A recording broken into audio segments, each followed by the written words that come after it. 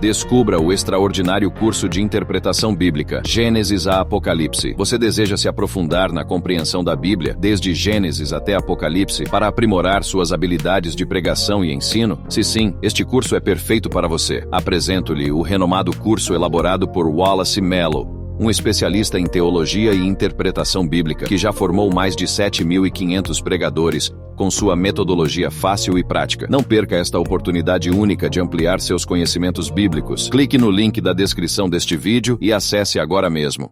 É porque ele fala bem claramente mesmo. Entendeu? Só que ele não teve uma experiência com Deus. Eu oro por ele, eu falo, Senhor, um camarada desse, brilhante desse jeito, ele precisa ter uma experiência contigo.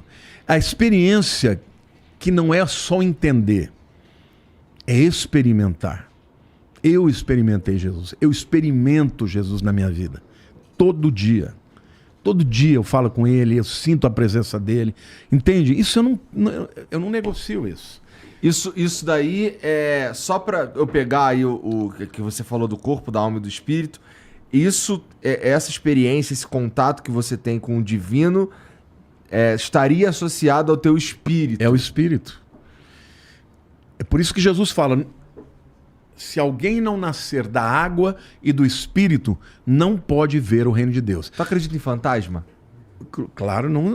Você sabe que a palavra fantasma vem do grego também, né? Phantom significa o que se manifesta. Tá. Entendeu? É um fantasma, tipo um fantasma mesmo. Uma pessoa uma casa assombrada. Eu não penso que seja um ser humano que morreu. Eu penso que é um demônio. Mas claro que eu acredito. Acredito mesmo. Mas não acho que pessoas voltam. Tá. Não, então vamos lá. Se eu tive uma visão do fantasma da minha avó, na tua opinião, não é minha avó? Não. É um demônio que se manifestou. Para onde vão as pessoas que morreram, então?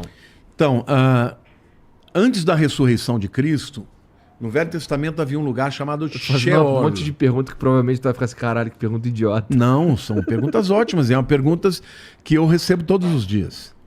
Todo mundo me pergunta sobre isso. Onde que as pessoas ficavam? Chamava Sheol. Jesus conta uma história, graças a Deus que ele conta essa história, de dois homens. Um era um cara rico, mas maldoso, não tinha temor algum a Deus. E o outro era um homem muito pobre, mas que era temente a Deus, chamado Lázaro. E ambos morrem e estão no seio de Abraão. E aí Jesus vai descrevendo a história e fala que o rico estava de um lado morrendo de sede e ele vê o Lázaro e ele fala assim, pai Abraão, ele está falando, então quer dizer, tá próximo, ele consegue ver. Pede para o Lázaro molhar a mão na água e pôr na minha língua, que eu estou morrendo de sede. E o pai Abraão fala para ele assim, os que estão aqui não podem ir para aí e os que estão aí não podem vir para cá. Aí ele fala, então deixa eu voltar para a casa da minha família para eu avisar os meus irmãos. E o Abraão fala para ele, ele já tem as leis e os profetas. Está falando do quê? Da Bíblia. A lei é a Torá e os profetas é o Naviim. Né? No Velho Testamento inteiro é chamado de Tanar. Tanar é de Torá, depois Nabiim, que são os profetas, e o Ketubim, que são os escritos. Tal. Então, isso o judeu chama o Velho Testamento, que é a Bíblia deles, de Tanar. E Jesus falou, eles têm a lei e os profetas. A ele ouvir. Ou seja, o que a gente tira como inferência isso? Que Deus não vai deixar ninguém voltar. Não pode voltar. Então, quem é que aparece? São espíritos enganadores. Existem espíritos chamados espíritos de familiaridade. O cara acompanha a tua família há gerações. Ele consegue imitar a sua voz. Não tem gente que imita a voz? Você não cansou de receber os caras que vêm aqui imitar? Mas eu sou o marido aí, tá ok?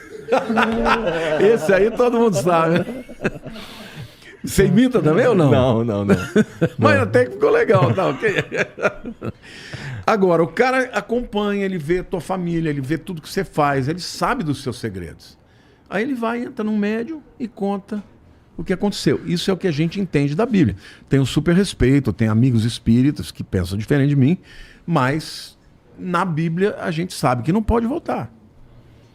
Então, eu acredito que tenha os espíritos, fantasmas, mas não de seres humanos. São demônios. Tá, não, meu ponto seria, se fossem seres humanos, se esses fantasmas, o que são? É a alma ou o espírito? O espírito. O que tá no seio de Abraão é o espírito. É o espírito. Tá. Porque a alma e o corpo ficam enterrados, aguardando o dia da ressurreição. Tá. Isso é complexo. Porque alma e espírito, alma e corpo são físicos.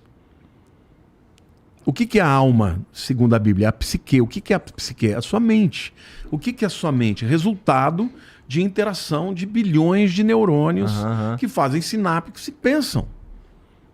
O seu cérebro, ele tem áreas inteiras de memória, mas se você olhar fisicamente, se você tem uma pessoa que sofre um acidente, ela pode perder memória, ela pode perder a habilidade de fala, porque atingiu fisicamente uma área que era responsável por aquilo. Então, a alma, a psique, que é a sede do intelecto, dos pensamentos, do raciocínio, da vontade, é físico.